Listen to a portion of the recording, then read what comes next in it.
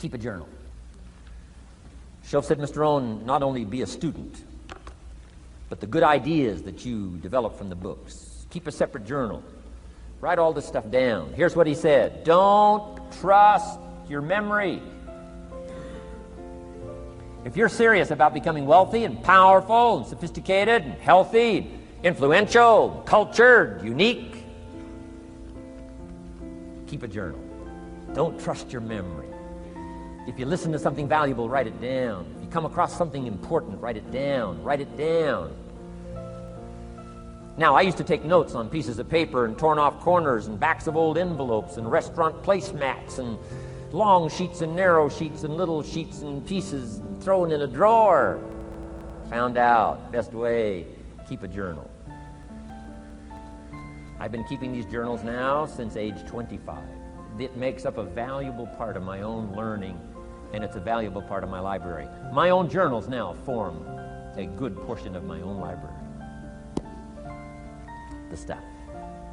I'm trying to get kids to do like I do, be a buyer of empty books. Kids find it interesting I buy an empty book. Especially at my status in life. What did I pay for this one? $26. Kids say, $26 for an empty book? Why would you do that? Well, the reason I paid $26 is to press me, to see if I can't find something worth $26 to put in here. And I'm telling you, all my journals are private.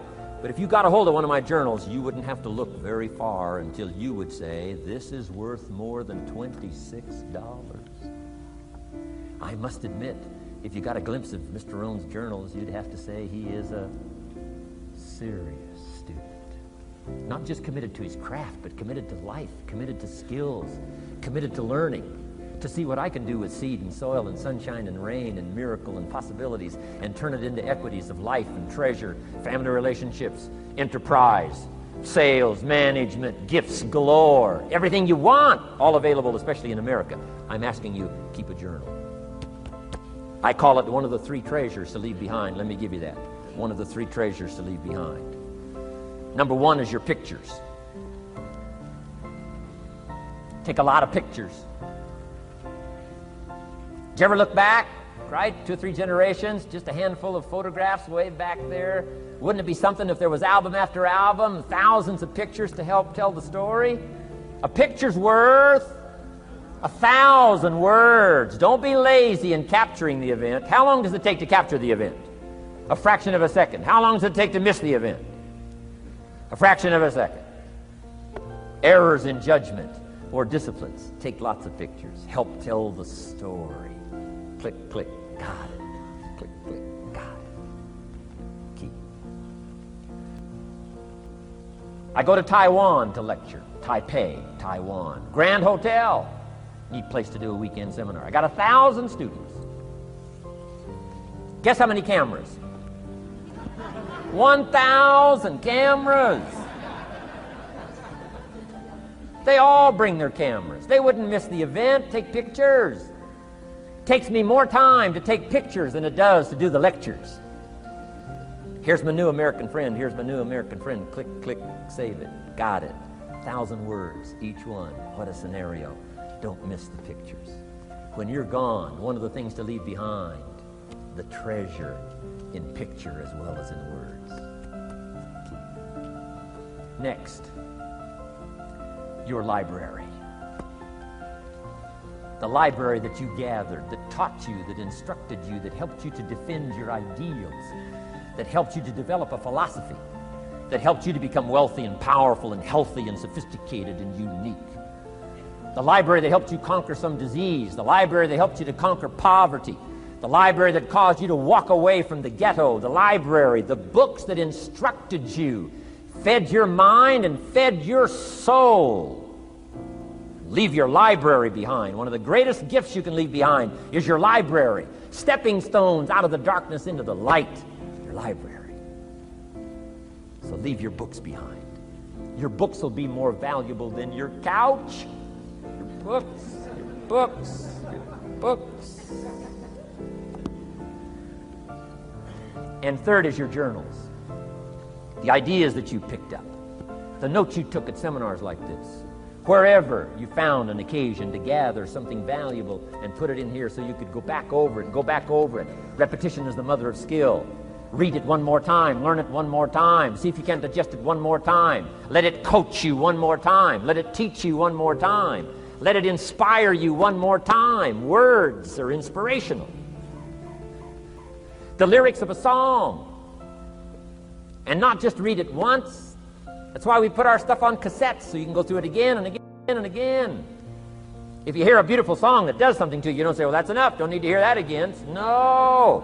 Wouldn't you want to hear it again, hear it again, hear it again? Let it instruct you. Let it feed you. Let it teach you. Take you on wings of emotional journeys. Wouldn't you want to do that again? The answer is yes. That's what's so important. And here's what's important. One of the things to leave behind, that's your journals. All the stuff you took the meticulous time to gather. One of the greatest proofs that you're a serious student. Taking pictures, that's pretty easy.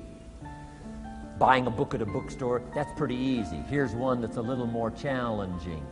Be student enough of your own life and your own future and your own destiny. Be student enough to take the time to keep the notes and keep the journal. You'll be so glad you did. What a treasure to leave behind when you go. Your journals. Wow. I wouldn't be without mine now. I'm in Carmel, California, one of my favorite places. It's where I wrote my first book called Seasons of Life. I went to this little church one Sunday morning. First time I'd been there. A little small church, I don't know, 150 people. Classic sermon that morning. Classic sermon. One of the best I've ever heard in all of my life. I happened to be there. And I had my journal. While this sermon is going on, I can't believe it was so precise, it was so unique, it was so powerful. And I've got my journal, and I'm taking notes. Taking notes of this classic sermon. Guess how many other people were taking notes?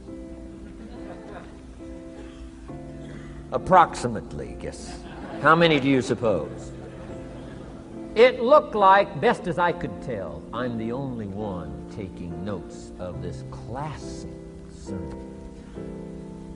Now, since I'm a stranger there, and it's the first time I've been there, and I'm taking these notes, people started looking, who is he and what's he doing? I started feeling just a little bit uncomfortable. I'm still writing. Now I'm feeling kind of like a spy, right?